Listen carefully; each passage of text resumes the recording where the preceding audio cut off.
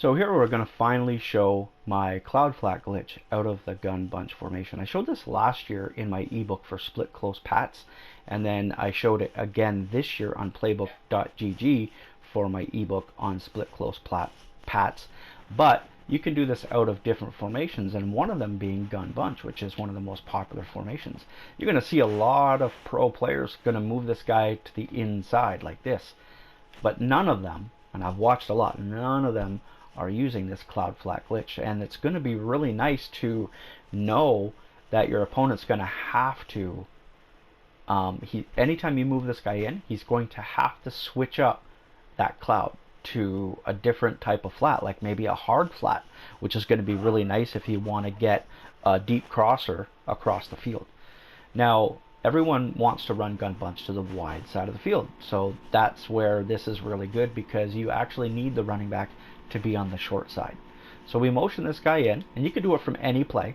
We put him on a curl, and then we wheel the running back. Nobody is doing this from gun bunch, and you can do it from other formations as well, which I'm going to show. So let's take a look at the running back and that corner on the left side. So when the running back makes his cut, that's when we have to pass lead to the outside. And if you were looking also at the corner, you're going to see where the glitch comes into play. If he is on a cloud flat, okay, right here, he's going to cut to the inside as soon as the running back makes his cut. Okay, so watch right there. Okay, so as soon as you see him make his cut, like a half a second after this, that's when you want to pass lead. Okay, see, half a second later we pass lead to the outside, because that defender is going to cut in to the curl. That's going to work in split close, it's going to work in gun bunch, it's going to work in the formation I'm about to show you.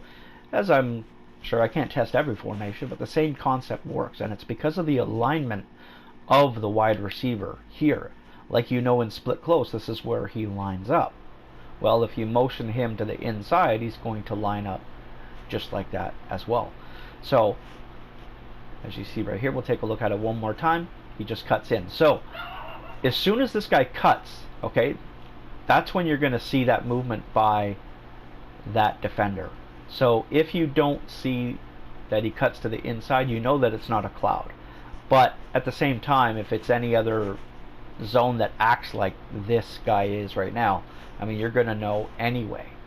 This is really nice to force your opponent to have to play a hard flat, a soft squat, or man him up. And what that's going to do is it's really going to free up somebody here, especially if you have route chems. It's going to free up a deep crosser all the way to this side of the field. It's a, you know, the more people lab it, it's a bit of a game changer, as long as you're motioning in this guy right here. So now let's go and take a look at another formation in the West Coast playbook that we can use this from. So I'm going to go to near close, and specifically the play Z spot is what I like. Okay, so here we'll go back to the nickel Tampa 2, because Tampa 2 has the clouds. Now again, this time, if we're calling it unflipped, we have to be on this side. So it's the alignment of circle on this play. So you curl circle, then you can do whatever you want with the tight end. Put them on the delay like I showed on playbook.gg earlier in the year, and then we're going to wheel the running back and take a look at what happens. He glitches to the inside, and then we're able to make the throw. Now this is going to be nice out of the near close with blocking the tight end, and you can block him in bunch too. That's the great part, is in bunch you can block the tight end and make this work, and here you can block the tight end, put him on a release, even though, geez, he didn't really do much there, but it just allows you to know that no matter what, like, you could throw the ball here, but the way that the guy might bite down is, you know, sometimes that's going to happen. It just frees up a lot of room, and then of course you just know that you can wait for him. Like, you could throw it here, you know, like a quick pass as soon as you see this area, but you're not going to get the yards that you're going to get if you wait and let him glitch and take a look. A lot of times in a game, that's 15 yards. You can take this for a touchdown just depending on how the guy reacts. Sometimes it's not always going to be perfect. Let's try it out of, say, the play spacing. Okay, so now if you wanted to do like double hitches or something like that, right?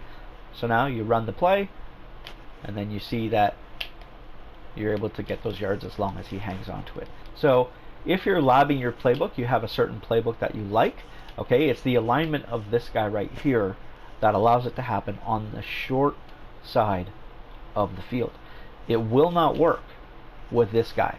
It just won't. So lab up your formations, use some motions, use the wheel and the curl, and test out if it's going to work for you. There's a lot of different things that you can do, and it's really going to force your opponent out of that typical Tampa 2. For me personally, when you force somebody to have to, if they want to call a cover 2, and you're forcing them to change that cloud, that's huge. So I hope you guys enjoyed, and I'll see you next time.